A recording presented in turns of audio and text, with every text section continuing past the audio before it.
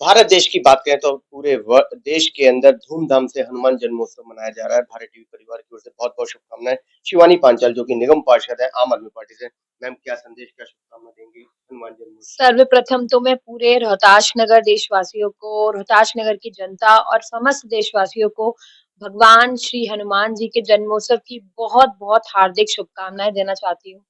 यही मैं प्रार्थना करती हूँ कि बाबा सभी के परिवार में सुख, समृद्धि और स्वास्थ्य बनाए रखें, सभी खुश रहें, स्वस्थ रहें और सबके कार्य मंगलता से पूर्ण हों।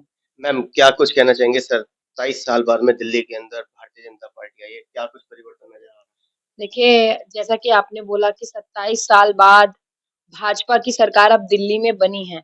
तो मात्र 2 महीने में समझ आ गया कि उन्हें 27 साल क्यों लगे दिल्ली में आने में। जी, क्योंकि जो व्यवस्था 10 साल में माननीय पूर्व मुख्यमंत्री अरविंद केजरीवाल जी के नेतृत्व में दिल्ली सरकार में काम हुए थे। दिल्ली में मतलब मैं कहती हूँ कि अरविंद जी ने दिल्ली को मतलब जो पावर कट्स आज लग रहे हैं, जी, हम याद करते हैं आज से 2-3 महीने पहले यानी 10 साल का जो अरविंद केजरीवाल जी का कार्यकाल रहा है, जी, वहाँ पर माइन्यूटली बहुत ही मतलब मैं तो कहती हूँ विदिन अ सेकंड्स जी, कहीं पावर कट लगने ये जो समस्या थी ना, जी, ये अरविंद जो घंटों-घंटों लाइट जाती थी, उसको अरविंद केजरीवाल जी ने खत्म किया था। जी, लेकिन अभी 2 महीने हो गए हैं और अब गर्मी अभी शुरुआत में मैं तो कहती हूँ अभी ढंग से शुरू भी नहीं हुई है। जी, और आप देख रहे हैं कि ऐसे पूरी दिल्ली में कई ऐसे केस सामने आ रहे हैं कि कहीं पे 4 घंटे लाइट जा रही है, कहीं पे 5 घंटे लाइट जा रही है। लंबे-लंबे पावर कट वाली दिल्ली को वापस भाजपा ने ये कर दिया है कि दिल्ली में पावर कट जैसी चीजें अब वापस आ गई हैं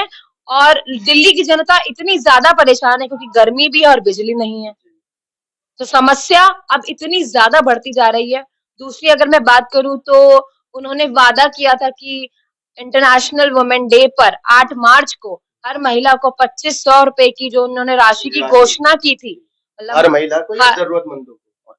माननीय हमारे देश के प्रधानमंत्री जी ने खुद स्वयं रैली में एक घोषणा की थी कि दिल्ली में चुनाव जीतने के बाद 8 मार्च को हर महिला के खाते में पहली किस्त उनके खाते में आ जाएगी। ये वीडियो भी आपके पास जी, होगी, जी, वो आप दिखाइएगा ज़रूर। सभी सभी के पास है सभी ये के चीज़। पास है वो वीडियो। जी, जी, लेकिन आज आप अगर डेट की बात करें तो आज हमारे पास देखिए ना कि अप्रैल चल रहा है, मार्च भी निकल गया।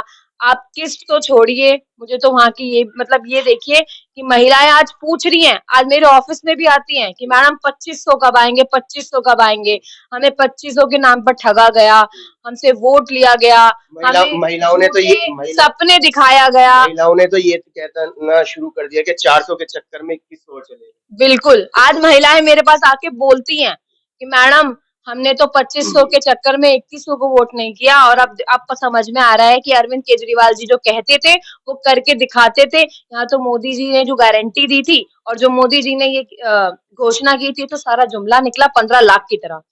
मैम करप्शन के मामले की अगर हम बात करें तो भाजपा आने के बाद में कितना करप्शन में लगाम मिल देखिए 27 साल भाजपा सत्ता से दूर रही है। जी, तो जो उनकी भूख है ना सत्ता की, जी, वो 2 महीने में साफ स्पष्ट नज़र आ रही है कि उन्हें हर डिपार्टमेंट में आते ही उन्होंने सबसे पहले इस ट्रांस पूरी दिल्ली में एमसीडी की मैं भी बात जी, करूँ जी, और अगर पूरी दिल्ली में दिल्ली सरकार की भी बात करूँ तो इतने बल्क में ट्रांसफर हो रहे हैं, इतने बल्क में ट्रांसफर पोस्टिंग हो रही है, तो इसमें सीधा-सीधा मुद्दा अभी आने वाले समय में आपको पूरी पिक्चर्स क्लियर होगी जी, कि जी, किस तरीके से ये लोग भ्रष्टाचार और करने में ये लोग ये इनकी डबल इंजन की सरकार जो बनी है ना, ये दोनों की साठ-गांठ की सरकार है। एमसीडी के अंदर कितना करप्शन रोक पाएंगे? देखिए 15 साल ये रहे और इन्होंने एमसीडी को कंगाल करके छोड़ रखा था।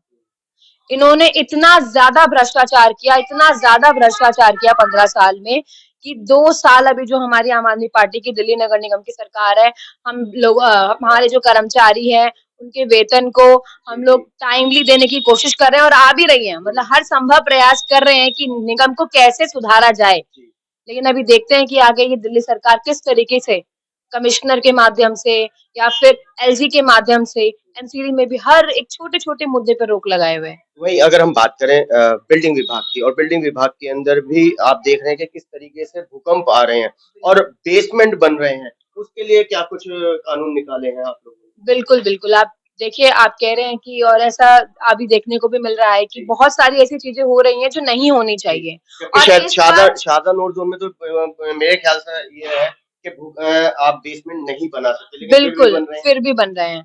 तो ये सरासर गलत है और इस चीज़ पर हमारे महापौर ने कमिश्नर साहब से मीटिंग की है, कमिश्नर साहब को पत्र भी लिखा है, सब कुछ हो रहा है। जी, लेकिन अभी आपने देखा होगा कि यूज़र चार्ज जो अभी जी, चल जी, रहा है, जी। तो हमारे महापौर ने स्वयं ये बात पीसी करके भी कही है कि उन्होंने कमिश्नर से इस बारे में बात भी की, कमिश्नर को पत्र भी लिखा, लेकिन वहाँ पर भी उनकी कोई सुनवाई नहीं क्योंकि हुई। स्वयं आप ही के वार्ड में 3-4 बेसमेंट खुद रहे हैं, उसके बाद हुँ। में ना बिल्डिंग के अधिकारी चुप हैं, उसके बाद में डीसी चुप है, डीएम चुप है, एडीसी लेकिन चुप है। मैं खुद अगर अपनी बात करूँ तो मैं खुद जो आपने अभी बताया उनकी आवाज़ उठा रही हूँ, डीसी के पास भी जा रही हूँ, महापौर के पास भी जा रही हूँ।